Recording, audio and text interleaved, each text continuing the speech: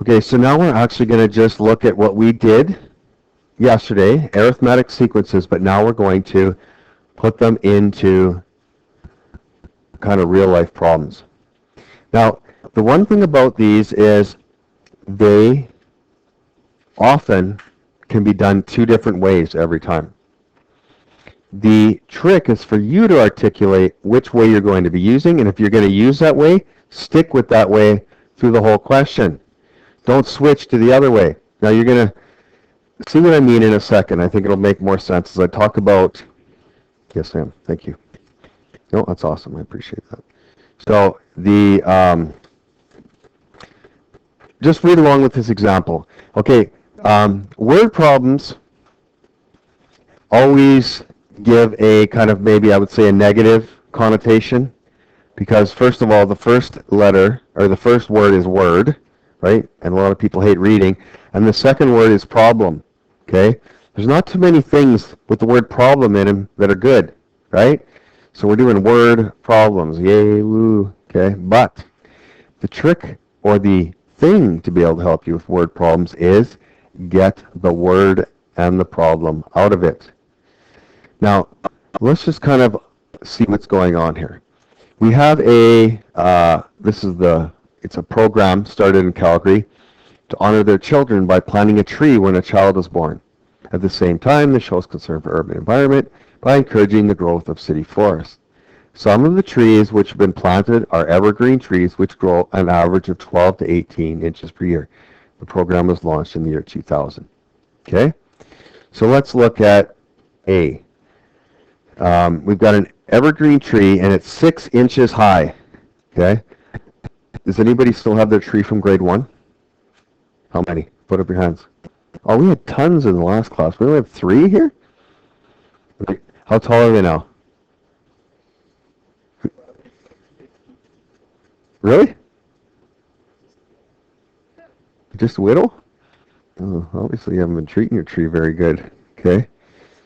When I was, a couple years ago, I was just working on my deck, and this little old lady starts walking across my lawn right at me, and I'm like, oh, what's she going to complain and make too much noise, or ask me to build a deck? Like, I'm freaking out here. So she comes up to me, and she goes, you see that tree over there? And we have this one, we got a lot of huge trees in our lot, but we have this big one, and it's kind of a neat one because a lot of evergreen trees kind of grow down, and this one actually swoops up like this, right? And people have complimented on the tree, and we're like, yeah, we didn't actually even think about how it goes up. But she says, see that tree there? I gave that to Barry when it was this tall, right? And that thing's got to be 25 feet tall right now. And it's just amazing if you think about this little thing, and it gets that big. And I mean, you can see, but it's kind of neat if you grow up in the same place that your tree was planted. And some people actually visit, like if they moved or whatever, they actually go by and everything, and they go, I planted that tree in grade 1. It's neat. Now, this one was planted in 2000 and has a growth rate of 15 inches per year. Now, 2 students were asked to determine the height of the tree in June 2011. Now, Joel formed an arithmetic sequence starting 6, 21, 36, and Jenna formed hers with 21, 36, 51. Now, can anybody tell me what they did different? In their head, how are they thinking different? Yep. Okay. So one started when they got the tree in their hands, and the other started after the first year, right? Now, which one do you like better? The first one? To start it, I agree with you. You will see after why Jenna's is kind of nice. And I'll show you as we go through these right now, because we're going to look at Joel. Now, so we're going to say, like Joel, oops, he's saying that T1 equals 6. But Jenna, she's saying T1 equals 21. Okay? And I think we both understand what they're thinking. Okay? Jen's thinking after 1 year.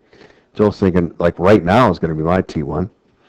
Now, what's neat about this is both of them are going to have different formulas, but both of them are correct. Okay? Now, the question to ask yourself in your head is T what equals 2011? Okay, so you should be able to count that out in your head. If 2000, because T1, this is happening in the year 2000, right? When is Jenna's T1 happening? 2001. So T what would be 2011 for Joel? T12? T10? Well, this is what I always do to keep it straight. I go like this. Well, for Joel, T1 equals 2000. T2 would equal 2001. T3 would equal 2002. T what would equal 2011. So I don't actually just try and guess. I'll do 3 of them. Okay? So does everybody understand how Joel's T12 is 2011? Does everyone get that? Now let's talk about Jenna. Jenna, her T1 is 2001. Her T2 is 2002. What's her T what equals 2011? T11. Now can you kind of see the advantage of Jenna's way? No? What do you like about Jenna's way, though? What's good about it? The term number is actually the year, right? So it is nicer to work with as you're solving the problem. Okay? Now, let's see how they give different equations, though. Okay? So remember the equation. Tn equals A plus n minus 1d. Okay? So what is Joel's Tn? Tn equals, what's his A? 6 plus n minus 1. What's d? 15. Changes 15 inches every year. So Tn equals 6 plus 15n minus 15. Right? I'm just distributing this. Tn equals 15n minus 9. Now, I love doing this problem because it avoids so many questions that I'll have later. Because if I don't do 1 2 ways, I get people so confused because they don't have the way they did in the back of the book, so I must be wrong. And I'm going to say, no, it depends what your T1 is. That's what's going to affect what your T20 or T21 is. Now, let's look at doing it Jenna's way. Now, Jenna, I'm going to write the same formula. Tn equals A plus n minus 1 d. Now, Tn equals A for Jenna is 21 plus n minus 1 d. Oop, not d. I know d. It's 15. So Tn equals 21 plus 15n minus 15. Tn equals 15n plus 6. Okay? Now, those are very different equations. That's confusing. Now, letter D there says, well, why are they different? Well, I think we know why they're different. They picked different A values. But what I would like to do is I just want to throw this out to you. Let's just cross this out because we already know that. And let's do D as what? How tall, I should say. How tall in, let's do 2020. Okay? So how tall will the tree be in 2020?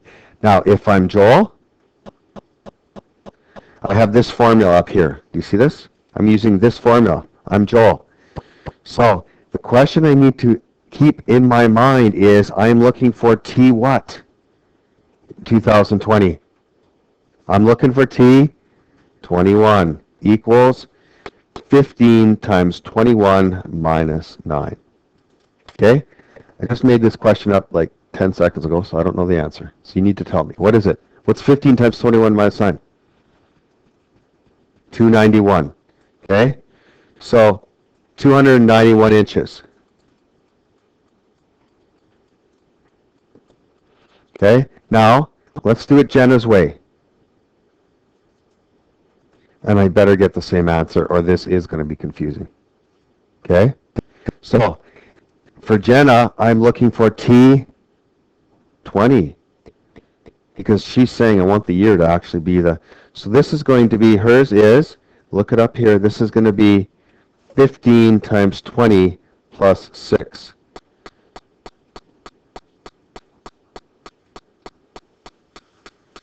What's the answer? 291. No?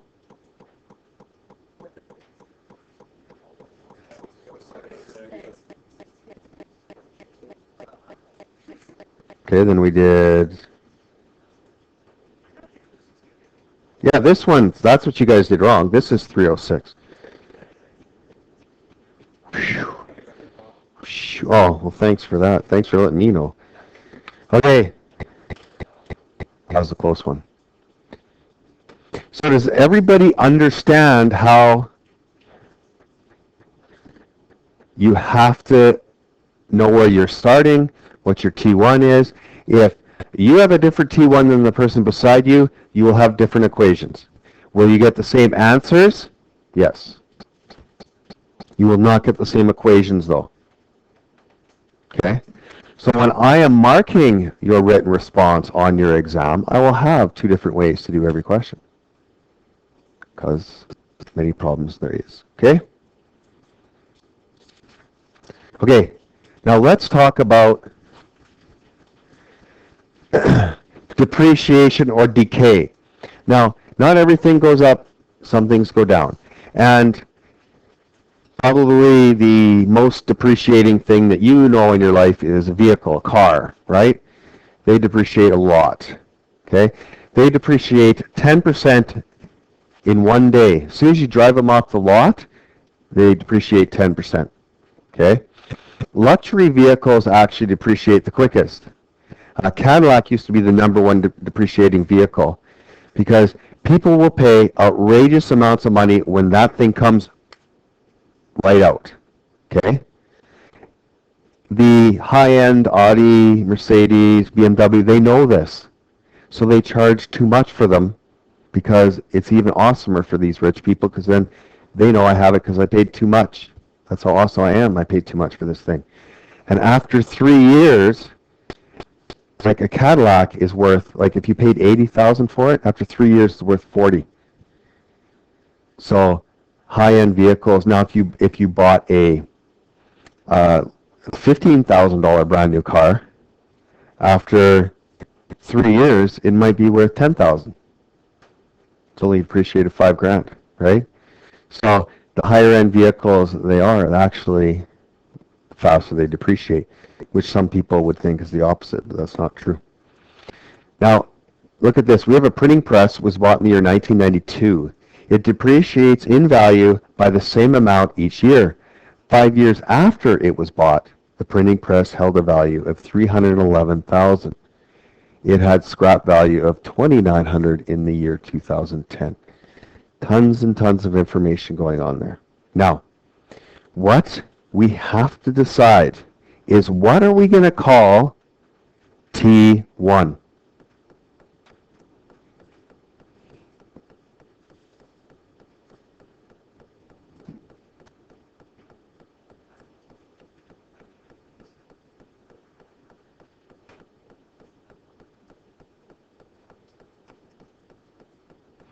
Okay, the first thing we have to deal with is this, right? Because 5 years after I bought it, what would that be? 1997. What T would that be? What term? T6? If you count 1992 as T1. Now, what if you counted the first year it depreciates, how much it's worth? Then it'd be T5. And sometimes that's easier to understand, because 5 years after, 1 year after will be T1. So if you did, like, say T1 as 1 year after, I believe it does make this question easier, because then 5 years would be, right, 5 years after. Okay? And here's the good question, what year, now this would be 1993, correct? This would be 1997. Therefore, what would be 2010?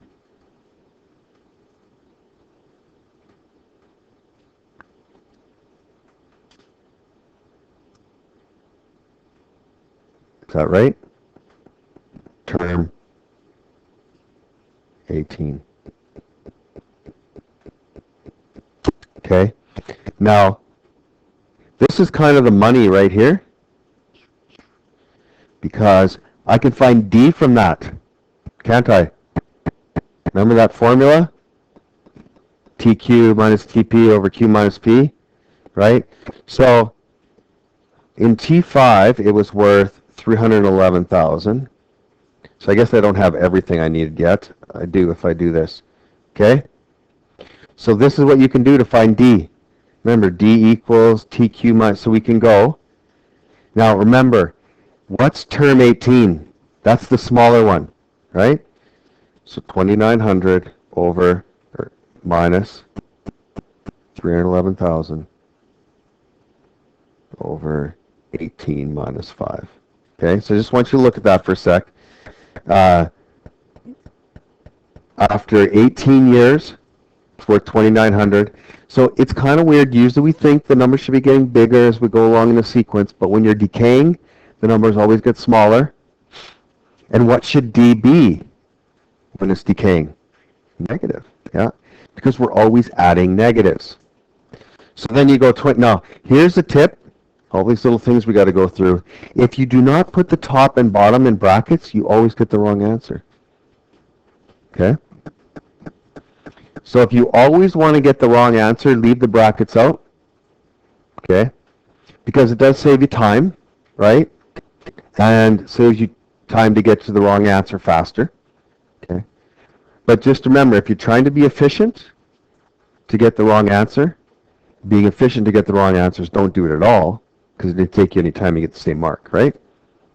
Now, if you want to get the right answer, you're going to have to be a bit inefficient. You have to put the brackets in. Just a part of it. Okay, so what's D? Anyone get it? Okay. Negative 23,700. So that's depreciation. And that is a horrible depreciation. Depreciation. Now, we don't usually say depreciation is negative 23. We would say depreciation is 23,700, because depreciation says it is a negative thing. Okay?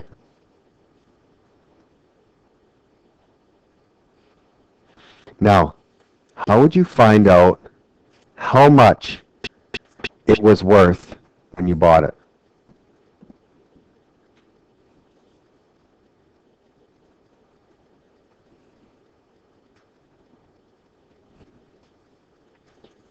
Anyone have any idea how you'd find out how? Yep.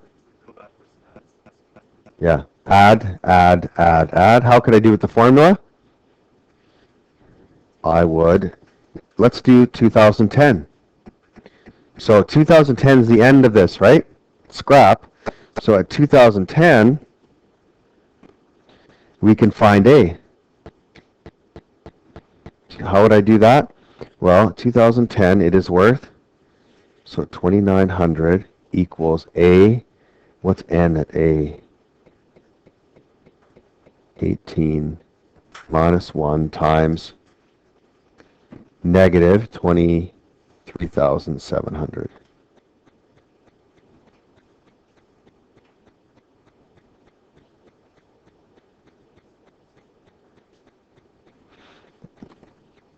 Okay? Now, what does that work out to be? So 2,900 equals A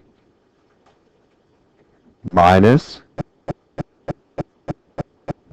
94,800. Now what should I do?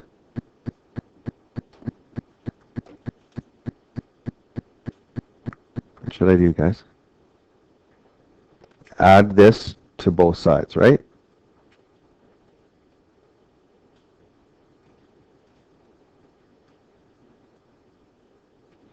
Okay, so then I will get 405,800 equals A.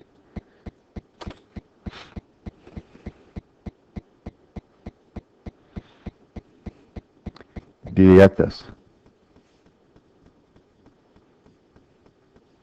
All I did was add 94,000. I kept A by itself.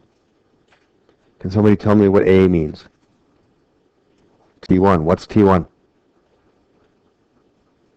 What does T1 stand for in our problem?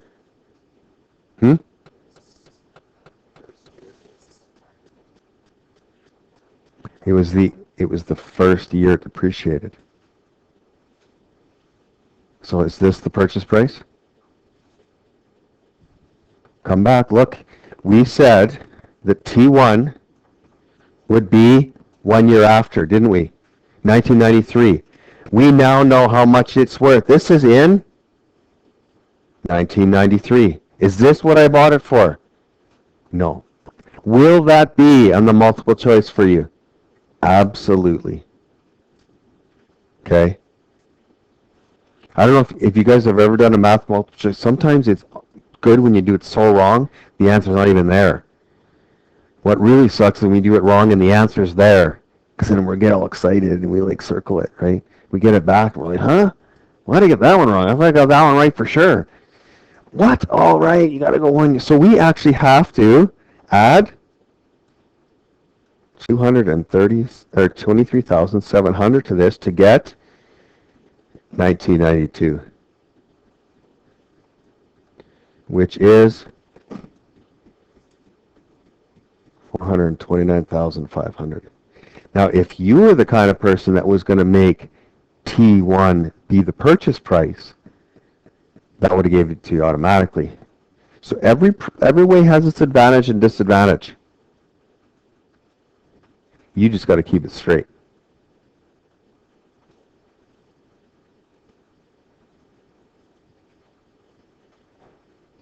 Okay. Next one's kind of definitely the easier one of all of these, because it's like we have a bunch of bricks in the first row, 28 bricks in the first row, and every row we add 2 more bricks. So in row 1, how many bricks would we have? 28. In row 2, we would have 30. In row 3, 32, in row 4, 34. Okay, so this is easy. Now remember what I told you even the first day is arithmetic give what kind of graphs? Straight. Well, let's just see if it's straight. Okay, row 1 is 28, right? Row 2 is 30. Row 3 is 32. Row 4 is 34. I think we get the point, right? It's a straight line.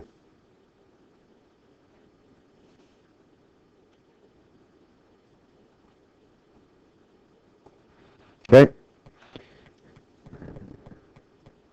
Now, what would be the equation for the row to find out how many bricks there are?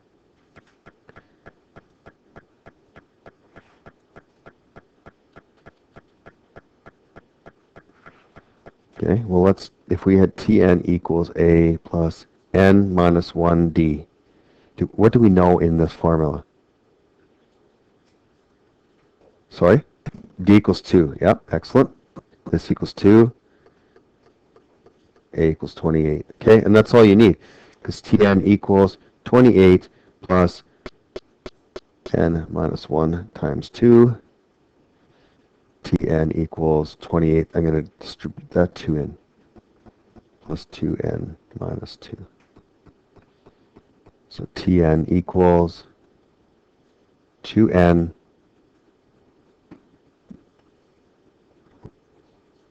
plus 26. So now you give me any row, and I will get you the number of bricks. Test it out. If you put a 1 in there, what do you get? 28. Okay, look. Row 1, 28.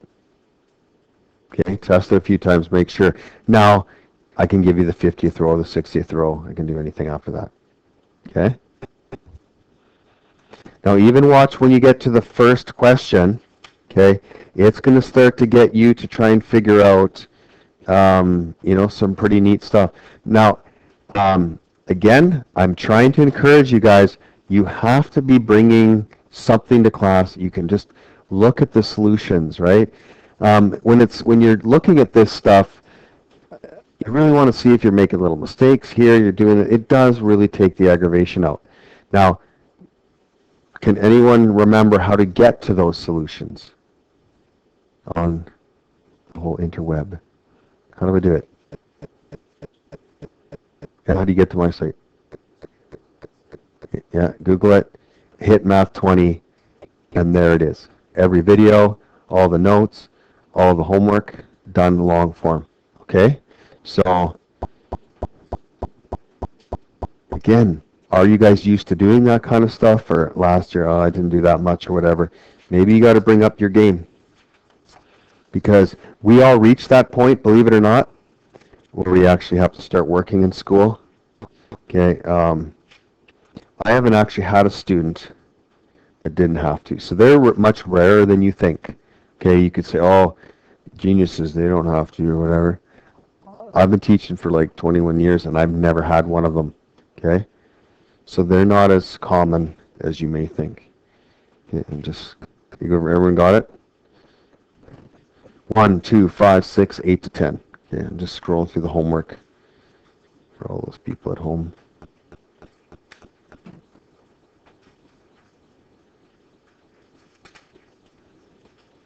Okay, so don't start talking. Let's get right to work.